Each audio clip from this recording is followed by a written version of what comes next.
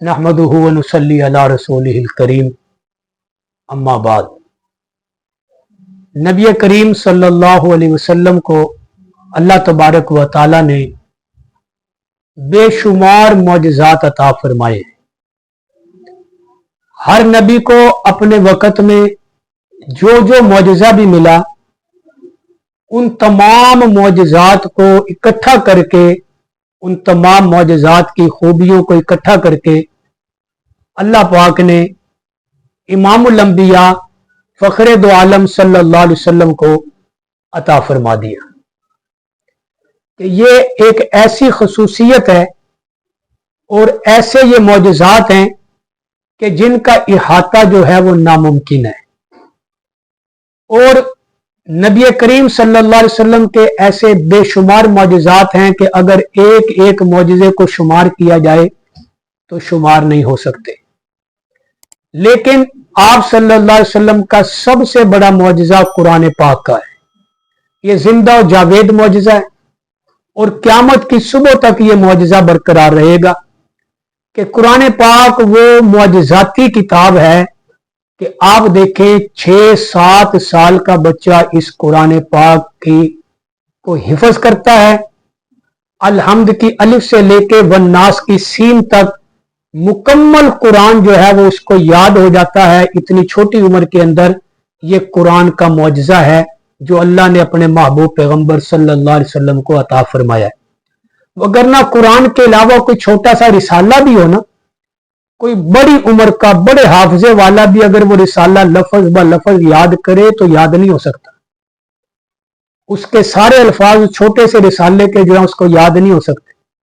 लेकिन कुरान पाक वो मौजज़ा है आप सल्लल्लाहु अलैहि वसल्लम का कि इसका एक एक लफ्ज उस छोटे बच्चे को याद भी है और उसके ज़हन के अंदर जब वो कुरान पढ़ता है उसको वो सफ़ा भी याद होता है कि इस वक्त मैं इस सफ़े पर पढ़ रहा हूं या इस सफ़े पर पढ़ रहा हूं और ये सतर पढ़ रहा हूं, उस सफ़े के शुरू की सतर है, दरमियान की है, आखिर की है। ये पूरा उसके दिमाग के अंदर पूरी रील जो है वो चल रही होती है। तो ये मौजज़ा है कुरान पाक का जो अल्लाह ने अपने महबूब पैगंबर सल्लल्लाहु अलैहि वसल्लम को अता फरमाया।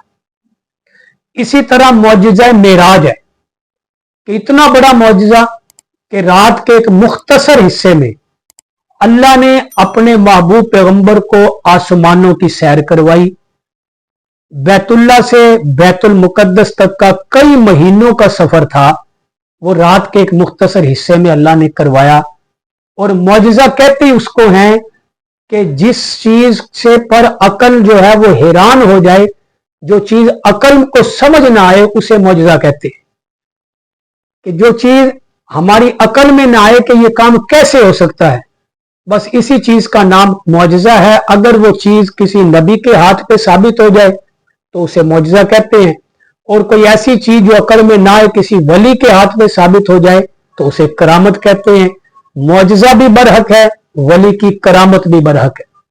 तो अल्लाह ने अपने नबियों को ये मौजज़ात दिए और अपने महबूब पैगंबर को वो मौजज़ात दिए जो तमाम अंबिया के मौजज़ात से अफजल थे। कि आप आसमानों पे गए, जन्नत की सैर की, जहन्नम के मनाजिर देखे, बैतुल्ला से बैतुल मुकद्दस पहुंचे और कितना वक्त लगा, लैलम मिनल मस्जिदिल हरामी इलल मस्जिदिल अक्सा।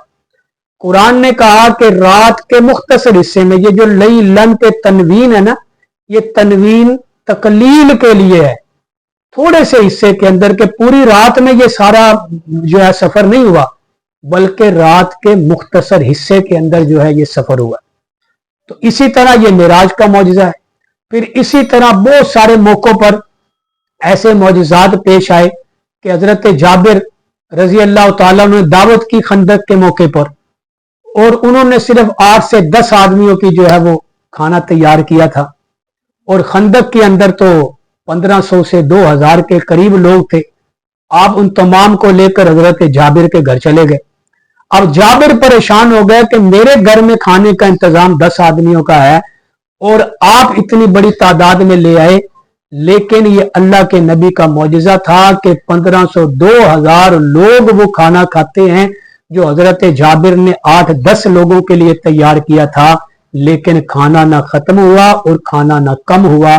यह भी अल्लाह के नबी का मौजज़ा है।